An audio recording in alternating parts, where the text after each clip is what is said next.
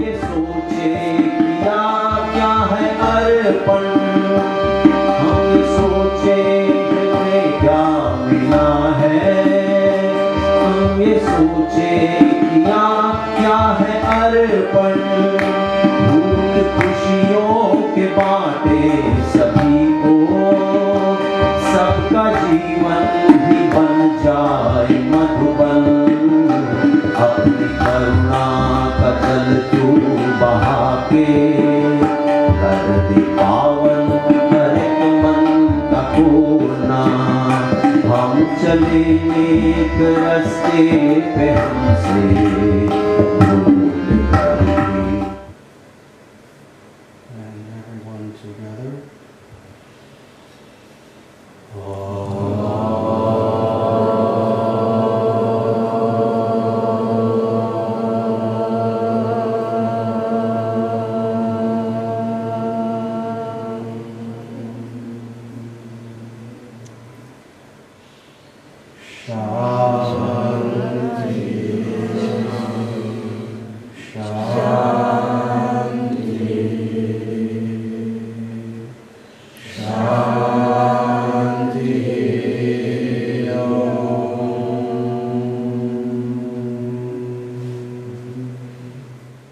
For those who are not aware of this, what we just did for the last few minutes is Vedanta.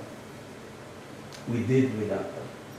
We didn't speak about Vedanta, we didn't think about Vedanta, we didn't discuss Vedanta, we didn't debate Vedanta, rather we did Vedanta.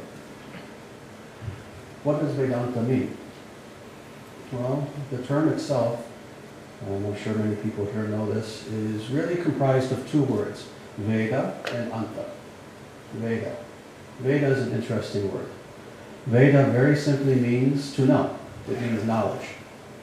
And it means knowledge in the most general of senses, but it also means very specifically the Shastra, the scripture of what is called Sanatana Dharma.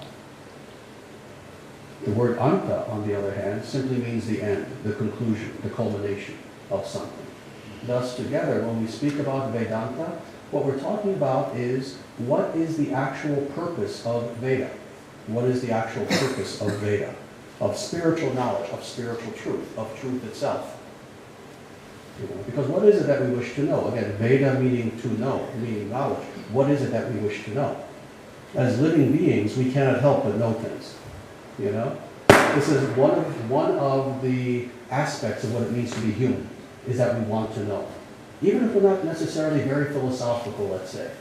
Do we read newspapers? Do we go on the internet? Do we listen to gossip? We want to know things. This is part of what it means to be literally Atman, a living being, is that we have this awareness, we have this ability to know things. Well, what it means to know something spiritual, very specifically, means to experience it. And this is precisely the difference between spiritual reality versus a mere intellectual reality. If I say, I can tell you everything about Japan. I can tell you all about the demographics of Japan. I can tell you about the economic structure, the entire history of Japan. That's very nice. However, if I've never been there, I haven't experienced it. And it's something that merely exists here as facts, not as something that has actually touched me and penetrated my very being. When I go there, then I have a very different perception of Japan. Now I'm smelling it, now I'm seeing it, now I'm experiencing something that you can't get from books. In the same way, the only way that we can understand something spiritual truly is to experience it. Now, what is it that we're trying to know? Let's back up a little bit. As human beings, and we're all human here, I assume, right? The cats are still out. So we're all human in this room.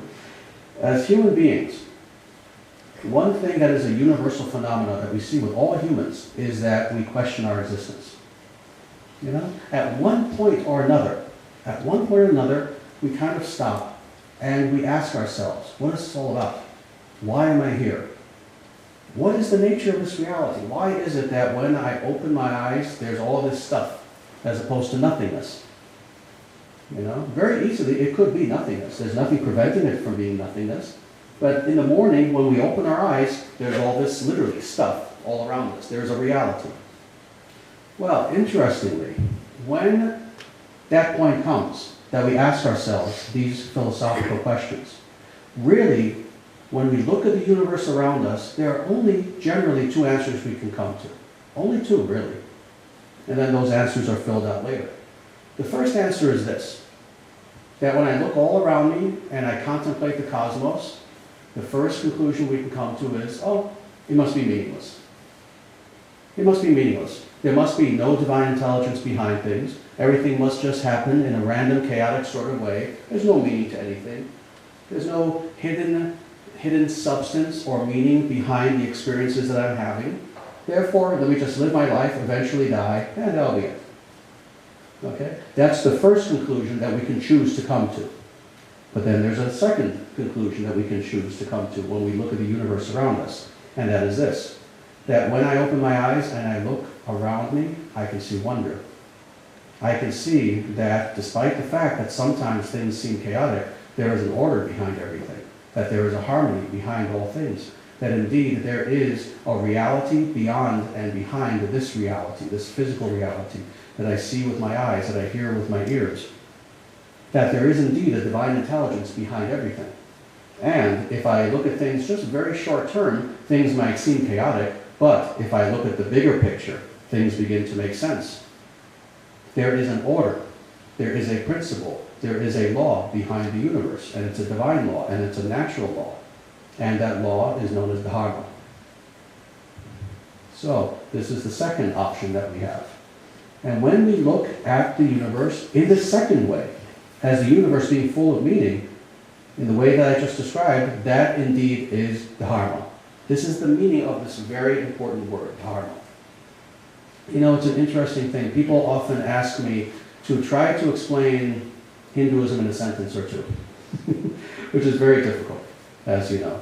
Historically, Hinduism is at least 5,000 years old, historically. In actuality, of course, it is Sanatana, it's eternal.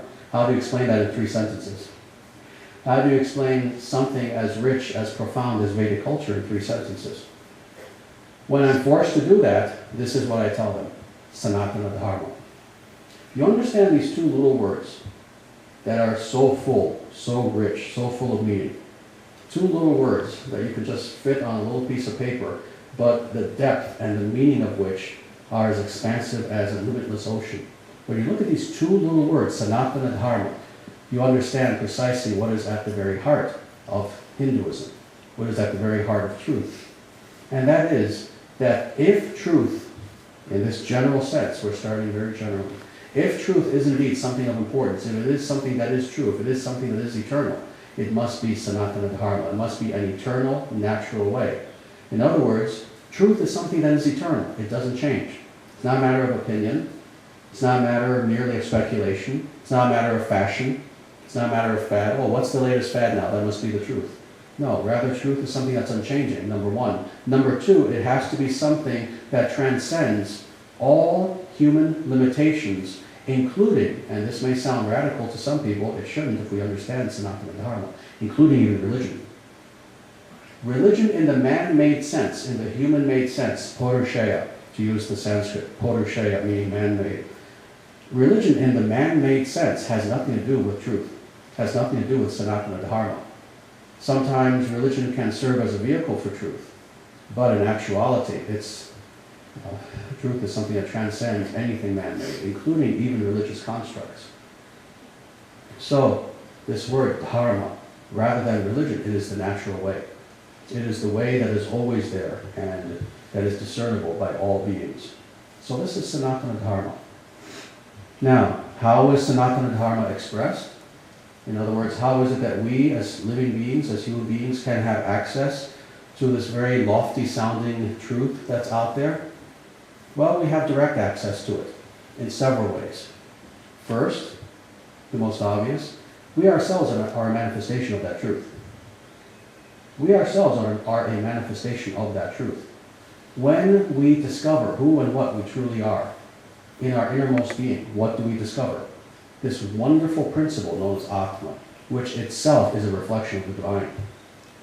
So, interestingly, when we talk about truth, rather than thinking of something very lofty and very far away, something that so transcends all human concern that all that we can do is try to speculate about it, but we can never touch it. No, on the contrary, truth is closer to us than we are to ourselves. Truth is even more accessible to us than anything that we can conceive, than anything that we can perceive, anything that we can touch. In the same way that I can touch these flowers, frankly, we can access truth even more really, in even more of a real way. Very specifically, the way that we, very practically speaking, access truth is through what is called Vedic culture, Vedic religion, Vedic spirituality. Now, one of the most wonderful things about Vedic spirituality and Vedic culture, very specifically, is this. And this is something that's always truly astounded me. With almost every other man-made religious construct on earth, the idea is that each of us as an individual needs to change to fit into that construct. Isn't that the case? You know, with most religions, how do you become a follower of that religion? Well, you need to change yourself to fit into their box. What is the most amazing thing about Vedic religion, about Vedic culture, is that Vedic culture accepts everyone in accordance with who we are and where we find ourselves. Because it's understood that as eternal beings, we've all been here for a long time. We've all had varied experiences. As a result, we're all different. We're all diverse.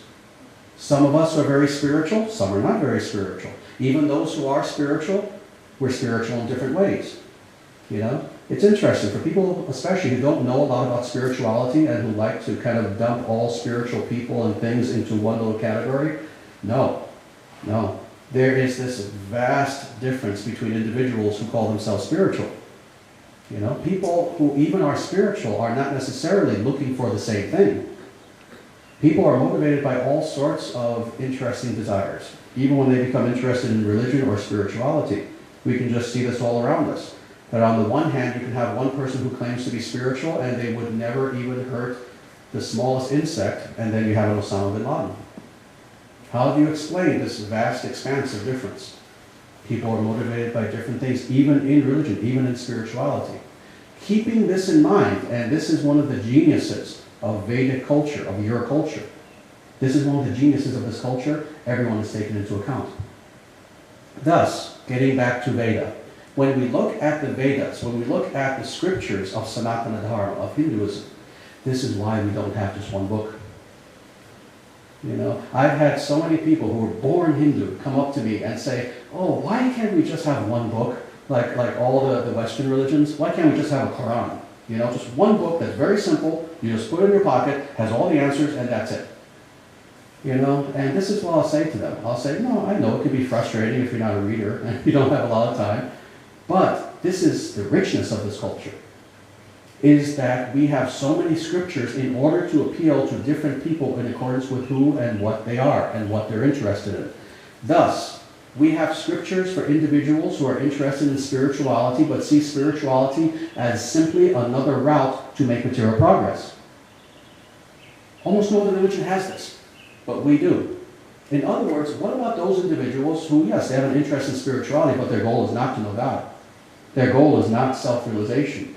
Their goal is not merely to break out of this samsara, this endless cycle of birth and death. But let's say they just want to be good people and have a good life in this world.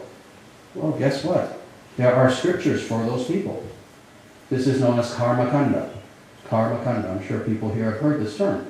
You know, there's karma kanda, jnana kanda. Karma kanda means those sections of the scripture that specifically are for people who want to elevate themselves in the material world, but who don't want to go beyond the material world. Okay? These scriptures, for the most part, are the 4 Vedas, the Brahmanas, and part of the Aranyakas. Okay? So, for those individuals, again, who just want to make some progress in the material world and do it in kind of a semi-spiritual sort of way, those people are taken account of.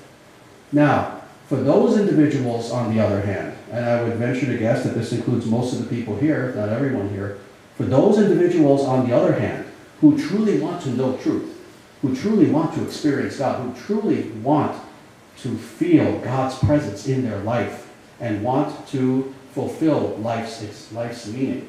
For those individuals, there is this second section of scriptures known as Jnana Kanda. Jnana Kanda. This consists of those scriptures known primarily as the Upanishads. And this is the path for those people who, again, truly want to know themselves, want to know their Atman, their true self, and want to know God. This is Vedanta. Essentially, when we talk about Vedanta philosophy, all that we're talking about is the philosophy of three sets of scriptures. Okay? The Upanishads, and really the 12 major ones. We know there are 108 Upanishads in total, but really there are about 12 major ones. So we're talking about the philosophy of the Upanishads, Bhagavad Gita, and another wonderful book known as Brahma Sutras, the Brahma Sutras. This is the scriptural foundation of this philosophy known as Vedanta. Okay? Now, having said this, what is the goal of Vedanta? Why is it that we practice Vedanta? Again, it is to know two things, actually. First, self-knowledge, knowing ourselves. All right? Now, as I say this, knowing ourselves, I'm sure there must be at least one person here thinking to themselves, well, what is he talking about? I know myself. What is he talking about? What, does he think we're crazy? We know ourselves. We know who we are, right? If I were to go around this room and if I were to ask anyone here, who are you? Who are you? You could give me an answer, no? Anyone could. Anyone could give me an answer. Anyone could, in fact, let's say, pull out their wallet, pull out maybe a driver's license and say, this is who I am. What do you mean? Look, there's a picture of me there. This is all my factual information. My name is such and such. I'm this height. I have this hair color. Well, sometimes I do. I'm this height. I'm this weight, etc., etc. Anyone could do that, correct? Now, this is my question. Would that information be inaccurate? No, it wouldn't be inaccurate. It would be correct. That information on that little bitty card that is so thin that we can fit it into our wallet, that information would be correct. However, this would be my question. Does that represent the totality of who you are? That's all you are? Is just that thin little card, all that information? Are you, in fact, just a collection of information? Let's say we could take all the information about you, all the facts and figures, your entire history, all of this, and put it onto one massive card bigger than this house, leaving nothing out. Is that all you are? A collection of facts and figures and information and statistics and your height and your eye color and your favorite kind of ice cream? Is this all that you are? You see, now we're getting to what I'm talking about, what I talk about knowing ourselves. What it means to know ourselves are not just those peripheral little facts about ourselves, but what am I truly? What motivates me? Who is this person within? Who is the center of all these facts? You see, around whom all these facts revolve. Okay, I have a certain hair color. Can that not change? Of course it can. You know, I'm a certain age right now. Is that not going to change? Of course we know it will. We know that all of those facts and figures will change. What's my favorite ice cream now? Well, chocolate. Could it be vanilla maybe eventually? Or something else entirely? Maybe a flavor I haven't tasted yet. We know that all these facts and figures, however many they are, every single one of them can change. Therefore, they are on, again, the peripheries of our life. They're not in the center of our life.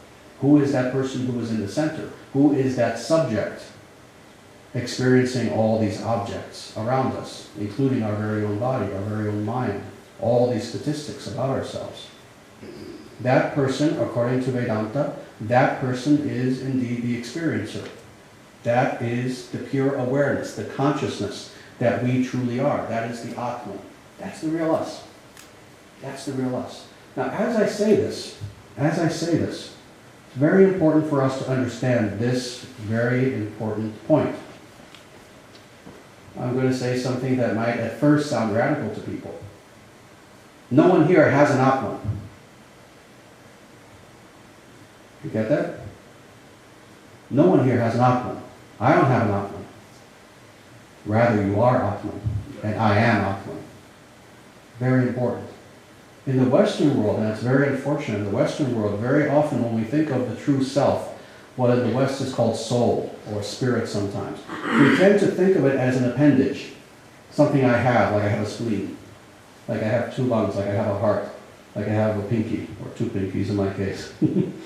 We tend to think of it as, again, an appendage, simply something that I have. Somewhere in here, in the same way that I have a heart or any of these various intestines and different things, in the same way I have a soul somewhere. And I can lose it, I can sell it to the devil. You know, how many of us have seen films where someone sells their soul to the devil? You know, I love to give this example with The Simpsons. Bart Simpson, there was one episode where he sells his soul to his best friend. He just writes Bart's soul on a piece of paper and he sells it for $1 to his best friend. And then of course he starts to panic, oh, what have I done? And he wants to get his soul back. No, we do not have a soul. We do not have an Atman. Rather, we are soul. We are Atman. And this is what makes it tricky for a lot of people when we talk about this concept of self-realization. We are not trying to realize something outside of ourselves. You see, what does it mean to gain knowledge? It means to gain knowledge of something outside of ourselves, right? That's what it means. Thus, when we talk about knowledge of self, it's hard for us to conceive of this. Okay, knowledge of this thing called self, wherever it is. No, it's the person asking the question who you're looking for. And that's what makes it tricky. That's what makes it interesting. That's what makes it fascinating. This is the first goal of Vedanta, is to know self, Atma Jnana, self-realization. The second goal of Vedanta is God consciousness, knowledge of God. Brahma Vidya, Brahma Vidya, Brahma. Brahma, people always sometimes make the mistake of thinking that Brahma means the specific God, Brahma, who is the creator of the universe. No, Brahma as in Brahman, because Brahman is the ultimate goal. Brahman is the absolute. Brahman is God. Not in the sectarian sense, but in the absolute sense. Okay? This is the second goal, is this Brahma Vidya, knowing the absolute. And why is this the case? Because having achieved self-realization, knowing ourselves, knowing who and what we are, then at that point we want to know our source. We want to know our source. You know? If you see a link of a chain in front of you, and that's connected to another link, and another link, and another link, and it just goes off into the other room. When you see that link that's right there in front of you, you know that ultimately, because it's a chain, it has a source. You know it has something that it's coming from. Well, in the same way, when we encounter ourselves, when we encounter our own Atman, we understand that that Atman itself has a source. How do we know this? We know this because we understand that that Atman, as great as it is, as wonderful as it is, it's finite. It's finite. How do we know that? Because presently we're an illusion. Thus, we being an illusion, our source must be something that's not an illusion. We being finite, our source must be something that is not finite, that is infinite. Therefore, we attempt to know the absolute. We attempt to know God. Okay? Now, having said all this, what I want to do just very briefly is a little bit of a commentary on the Brahma Sutras. Because as I said earlier, with Vedanta philosophy, the three most important scriptural foundations of Vedanta philosophy are the Upanishads, Bhagavad Gita, and then the Brahma Sutras. Now it's interesting, you know, about a month ago or so, I presently live in Omaha, Nebraska. One of my students asked me, where can I get a good copy of the Brahma Sutras? I'd like to read through the Brahma Sutras. And he actually said to me, you know, and I've looked everywhere, I've looked in bookstores, and I can't really find a copy of the Brahma Sutras. And I explained to him, that's because today no one reads the Brahma Sutras by themselves. The Brahma Sutras actually cannot be understood if you merely buy a book called the Brahma Sutras and try to read them. They're not designed to be understood in that way. That's why you can't go to a bookstore and just find something called the Brahma Sutras. You can find one with commentary, extensive commentary, but not just a book by itself. Now, why is this the case? Why is this the case? In order to understand truth, the number one thing that we need to understand about truth is that truth is alive. Let me repeat this for those who are spacing out. If we're going to understand truth, the number one thing, the first thing that we need to understand about truth is that truth is alive. Truth is not a dead thing. Truth is not an object, it is a subject. Okay? Let me explain what I mean by this. Often, when we talk about acquiring truth, oh, I'm on the search for truth, I'm on the path to know truth, I'm reading books, I'm doing all this because I want to know truth. Our idea very often is that truth is merely an object that is there for us to somehow purchase. The way that you go to a Walmart and you purchase something. And we know we're not going to purchase it with money. Maybe we'll purchase it with our time, taking lots of time and reading. We'll purchase it with our intellectual prowess. We'll purchase it with our sincerity. We'll purchase it with many things. As long as we think that truth is an object like this, we'll never know truth. Because truth, sat, is synonymous with God. And we have to know right off the bat that when we are speaking of truth, we are speaking of God, and God is alive. God is consciousness itself, the very source of all life. Thus, rather than truth being merely a thing, merely an object, truth is a subject. And we have to approach it as a subject. And toward the end of this little talk, I'm going to talk about specifically what that means, approaching truth as subject. But let me get back to the Brahma Sutras. It's for this reason, specifically, that we cannot simply pick up a copy of the Brahma Sutras, read it, and understand it. Truth, being something that is living, we must understand it and learn it in a living way. In other words, we must have a guru who is there before us to teach us truth. This is why you can't just pick up a copy of the Brahma Sutras. This is why, rather, you read commentaries on the Brahma Sutras, and you have a living master who is there in front of you to teach you the Brahma Sutras and to bring it quite literally to life. When we do read the Brahma Sutras, what do we find? We find a collection of verses that are very short. You know, it's really astounding. People who read the Brahma Sutras are always surprised that these verses are very short. And yet, they are so full of knowledge that it's just truly amazing. What I want to do right now is just essentially go through the first 4 verses of the Brahma Sutras. Because the first 4 verses essentially set out the entire idea, the entire content of the Brahma Sutras. Okay, so let's do this very briefly. Atato Brahma Jignasa. Very short. This is the first verse of the Brahma Sutras. Atato Brahma Jignasa. Now then is the time to inquire into the nature of the Absolute. Now then is the time to inquire into the nature of the Absolute. Very simple. And yet, this is what's interesting. These verses are, again, so powerful if we understand them and if we have the ability to learn them from a guru. They are so powerful that those 3 little words, Atato Brahma Jignasa, 4 words actually, Ramanuja, for example, who was a commentator on the Brahma Sutras, in his commentary, in English translation, his commentary on that one verse is 90 pages long. On that one verse, Atato Brahma Jignasa, he wrote 90 pages to explain it. You know? Now, let's talk a little bit about what this is saying. Now then. Now then. Okay, it's talking about now, but it's also talking about the past. What this verse is saying, to sum this up very simply, is this. Now, as opposed to the past, when you were interested primarily in material development, financial development, in creating wealth, in having a happy life in this material world, in having a family, in doing all the important things of this world, now that you have successfully done this, now it is time to go deeper into what is life's meaning. Okay? Now remember earlier I was saying that one of the geniuses of Vedic culture is that it keeps everyone in mind, you know, and who they are and where they are. Another part of that genius of Vedic culture is that it also understands that people need to have both material and spiritual development. You know? This is why when you look at the scriptures, we are actually encouraged to engage in 4 things. Dharma, Artha, Kama, Moksha. 4 things. First, Dharma, meaning that we need to know truth. Our lives must always be predicated upon truth. But then also Artha, we need to make money. Kama, we need to enjoy life. But then finally, Moksha, liberation. All of these things, both the material and spiritual, is taken into account. But the Brahma Sutras, Vedanta philosophy, very specifically, is designed for those people who now, having done everything that they needed to, which in fact describes a lot of the people in this room.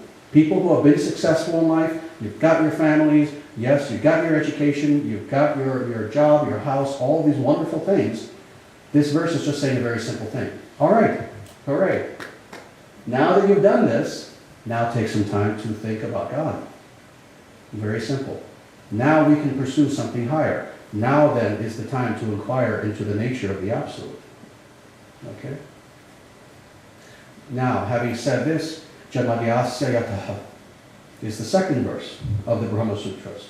Second verse. Having now thrown this challenge upon us, saying, okay, now is the time to inquire into God, what would be the natural question that we would ask? You know, what is this Brahman? What is this God? What is it? Why should I pursue it? What is the definition of it? Well, this is a definition. Janmadhyasya yataha is a definition of what is this Brahman. That Brahman is that from which everything else proceeds. The origin of all things. In fact, actually, let me read this. Before coming here, I actually translated these verses myself. So let me give you an exact translation. What is that Brahman? That from whom proceeds the origin of all this.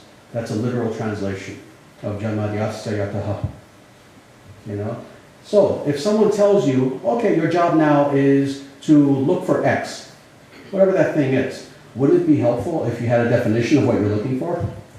You know, what color is it? What does it look like? What does it do? Well, that's what this verse is doing. It's explaining to us that what is God? God is the source of all reality, the source of all things. And this is a very universal sort of definition that anyone can agree with. Again, when we look around us, we see diversity. We see nama and rupa. We see name and form. We see all these various forms around us, and each of them has a name. Well, what is the source of all of them? Of all of them, not just an individual thing. Because individual things, we can trace their source back. You know, okay, oh, here's a pillow. Okay, what's its source? You bought it at a certain store. Okay, well, where did they get it?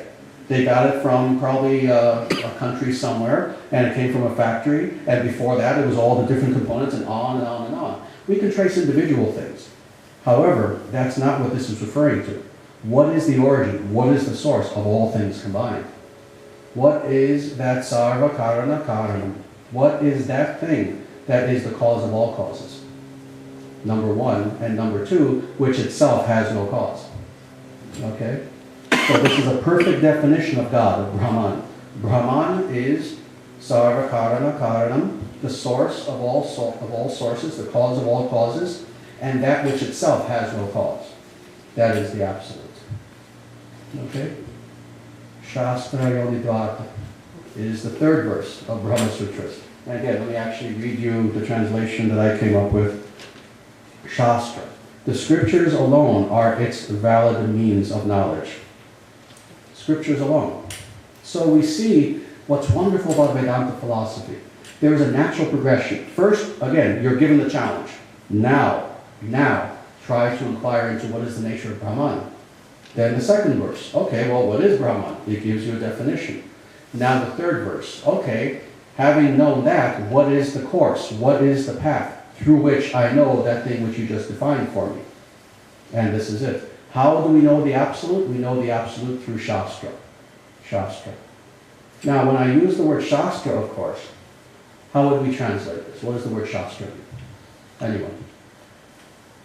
Scripture. Scripture, okay. Very good. Now, we have to unpack this a little bit more, because when we hear the word Scripture, what do we tend to think of?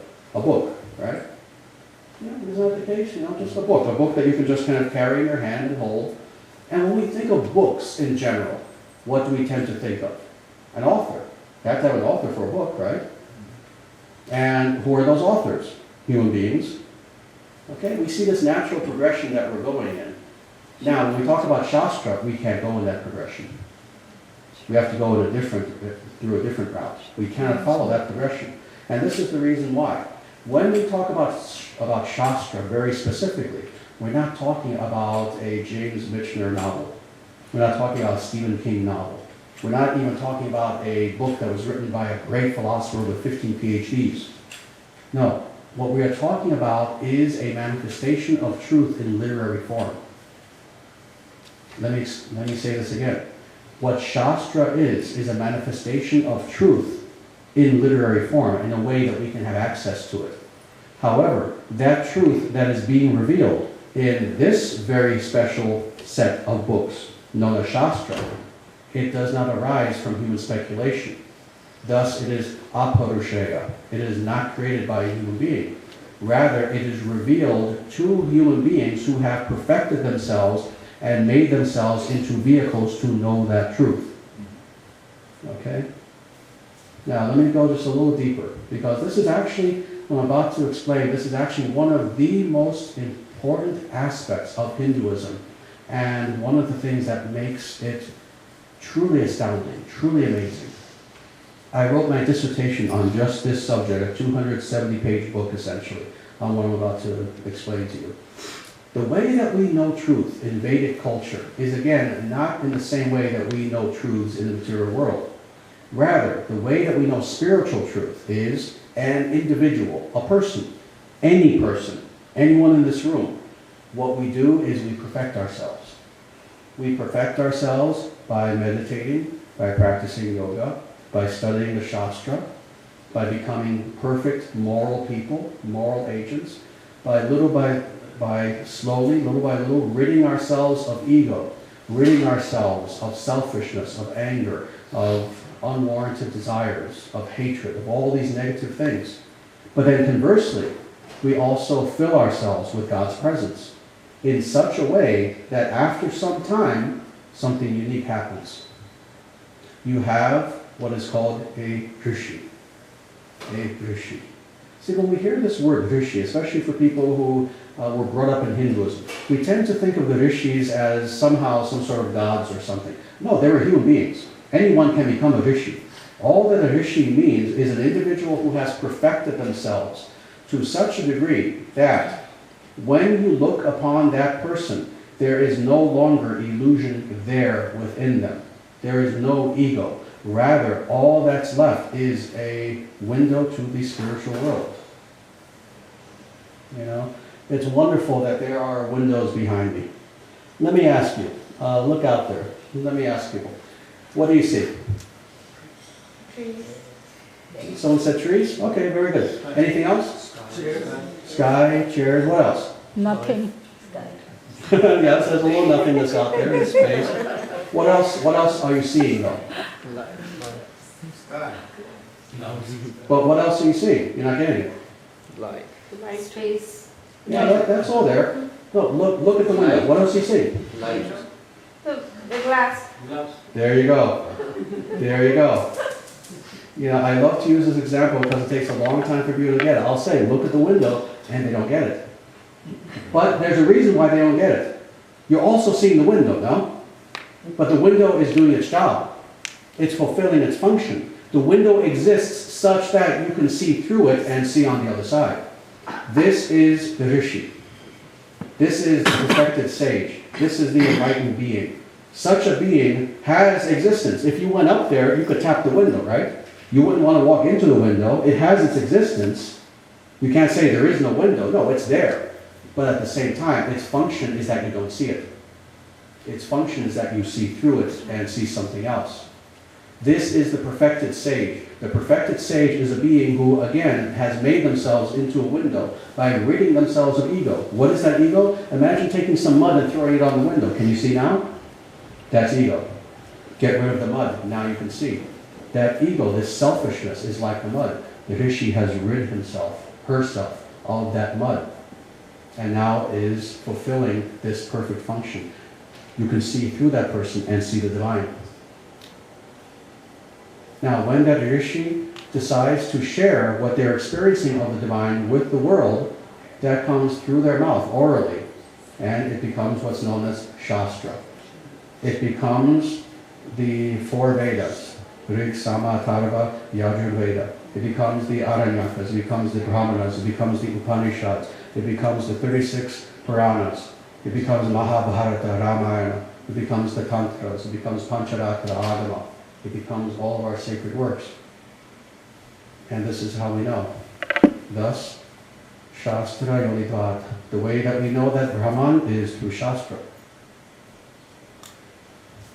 through reading Shastra, but also through a living Shastra, pramana bhuta, what's called pramana bhuta. A person who is a rishi, that person is Shastra, by their very life. By observing them, you know truth. By observing them, you know truth. This is why I love to give this example, the Ramayana. When you look at the life of Rama, when you look at his life, you know Dharma. Because he is Dharma. He lives Dharma, breathes Dharma, walks Dharma. In the same way with any sage, even if they don't open their mouth, when you simply observe them, you're learning. Because that person is a walking scripture. Okay? Finally, Tattu Samanvayat. Let me give you the translation. Tattu Samanvayat. But that Brahman being the object of the fullest import of Scripture. Okay? Again, these are the four most important verses, the four first verses of the Brahma Sutras, and they actually form an enclosed chain. You know? Let me explain what this verse means. First, let's go back for a moment.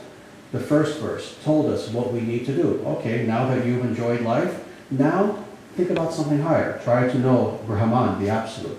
Then second verse, it gives us a natural explanation, a definition. All right, what does that look like? What is Brahman? All right. Third verse, it explains, all right, now that I understand the definition, how do I know that? Through Shastra. But now it ends with this fourth verse, very interesting. It explains that, and on top of that, the entire goal of Shastra is to know Brahman, is to know the Absolute, is to know God. Why does it tell us that? Shouldn't that be obvious? Is it obvious? Does everyone who reads Scripture want to know God? Does everyone who reads Scripture understand that the reason why they're reading is indeed to know the Absolute, is indeed to know Brahman? No, of course not. I can point out several dozen professors I know personally who read the Scriptures, and their goal is not to know Brahman, their goal is to attain tenure. You know? Their goal is to attain tenure. They want to become a full professor. You know? I can point out, unfortunately, gurus who can give a little commentary on the Shastra, and their goal is to make money. You see? Not everyone who reads Shastra is, again, trying to aim toward the Absolute. Thus, understanding that, it is the wisdom of Vyasa, who is the author of the Brahma Sutras, that he explains to us, oh, and by the way, don't forget, now that I've told you that you will know God through the Shastra alone, don't forget that's the reason why you're reading the Shastra. We have to literally be reminded. Because when we look at this literature, and again, you know, I'm sure many people here have read parts of the Vedic scriptures. For those of you who haven't, please take a look at it. It is enormous. It's enormous. You can spend the rest of your life just reading through all of our scriptures just once. It's that large library. It's hundreds and in fact thousands of books altogether. Now, once a person begins searching for God by reading the Shastras, is it not possible that they can be led astray? Even psychologically, they can be led astray. You can start off very sincere. Oh yes, I want to know God. But now that I've seen that there's so much profundity here, oh, this is wonderful. Let me go off in a different direction. Let me focus on yoga and yoga alone as the aerobics of India. You see? Let me focus on raising my kundalini and raising my kundalini alone so that I can gain more charisma and control people. You see? We can even use specifically religion or so-called spirituality in actuality to go further away from God instead of toward God. Have we not seen that throughout history there have been people who have used religion in order to actually act in such a way that they're going further from God rather than toward God?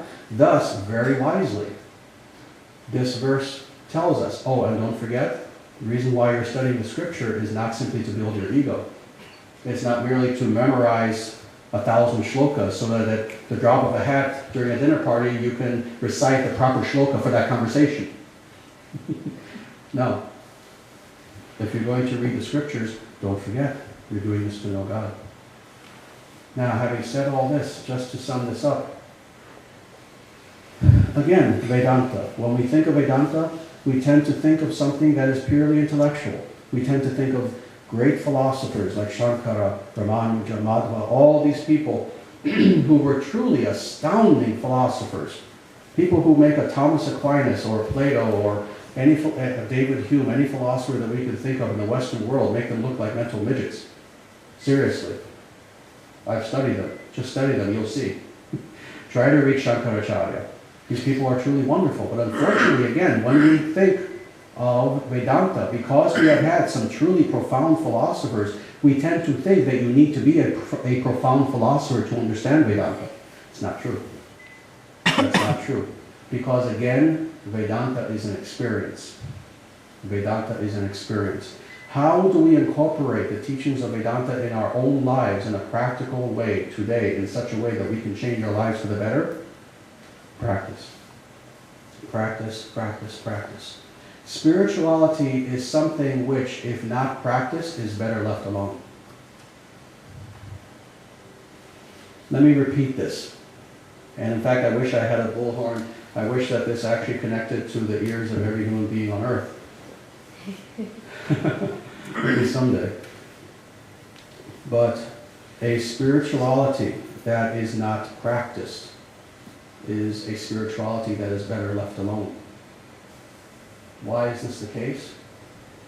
Because unfortunately, when, again, we try to understand spirituality just intellectually, we see it as our possession and we use it.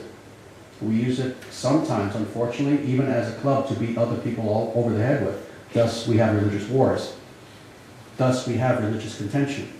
But if instead we see ourselves as not the master of truth, but rather the servant of truth, surrendered to that truth, then finally we have the ability to open ourselves to that truth. What is ego? Ego is a brick wall around our head.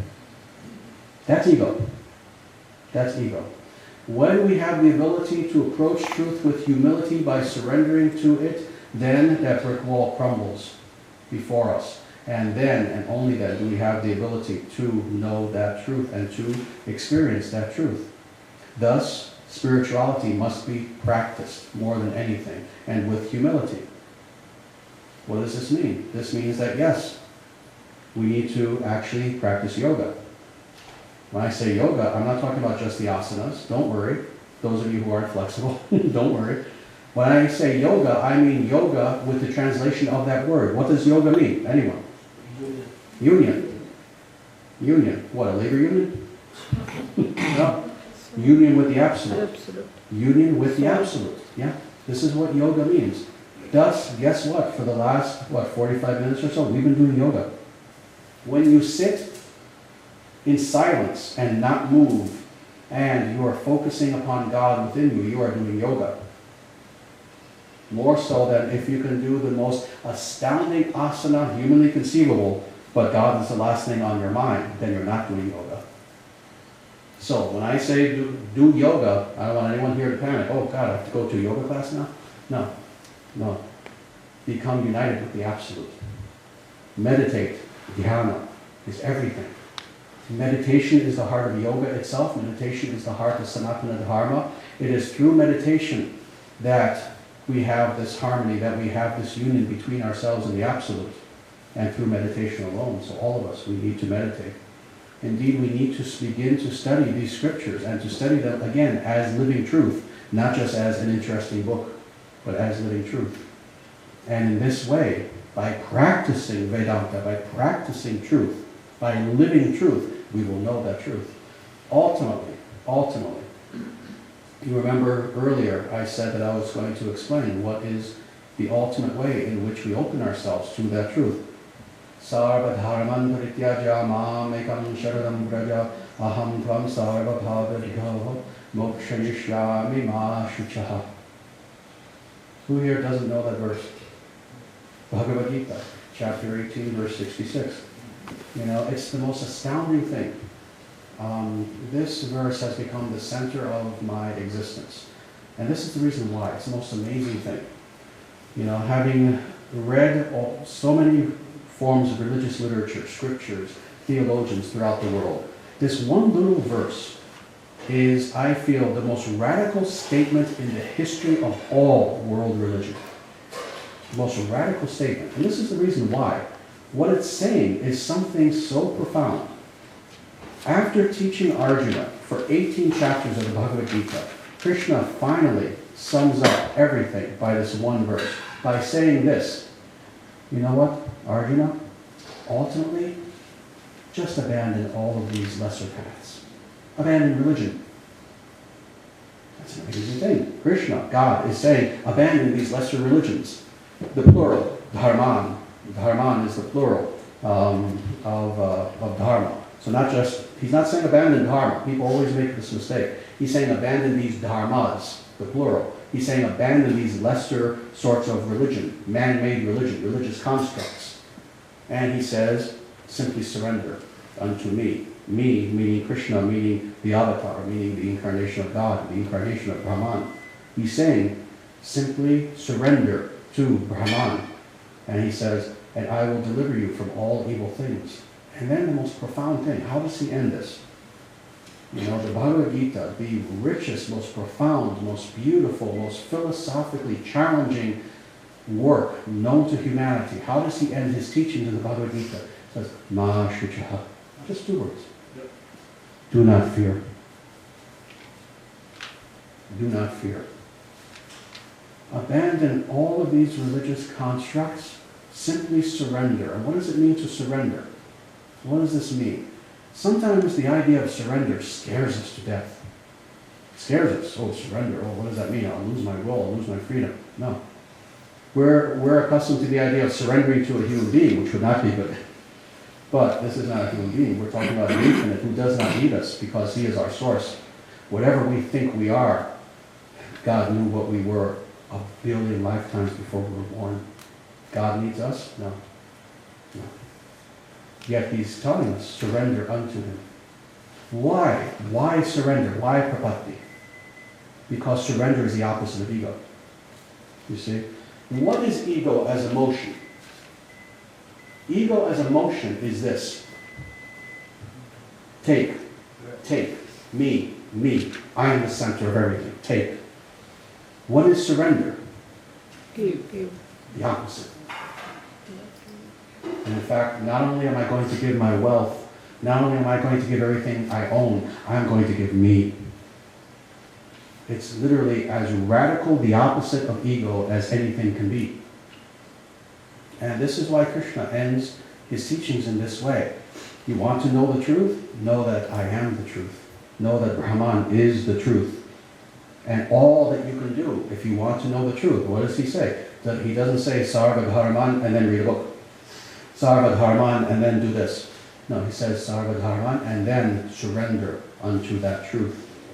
And that way you will know that truth and everything will be fine.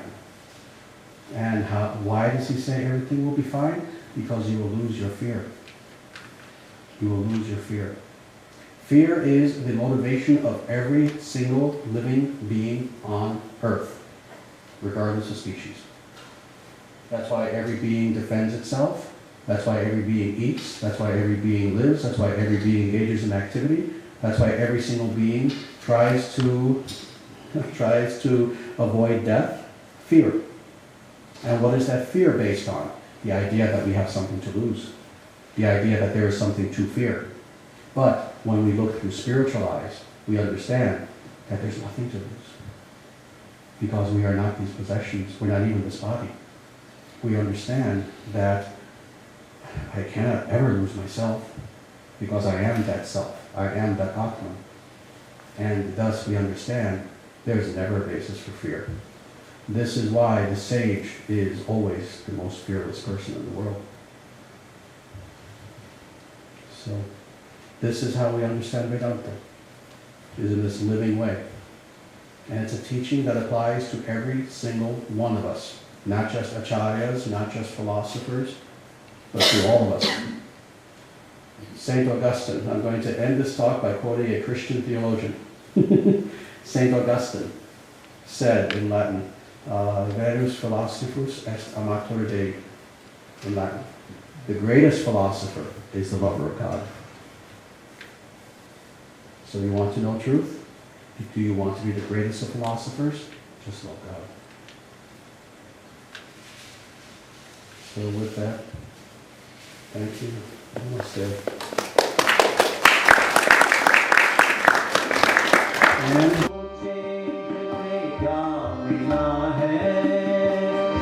ये सोचे किया क्या है अर्पण भूत खुशियों के बाटे सभी को सबका जीवन ही बन जाए मधुबन अपनी करुणा का जल तू बहा के कर दे पावन करे मन का कोना हम चले एक रास्ते पे हमसे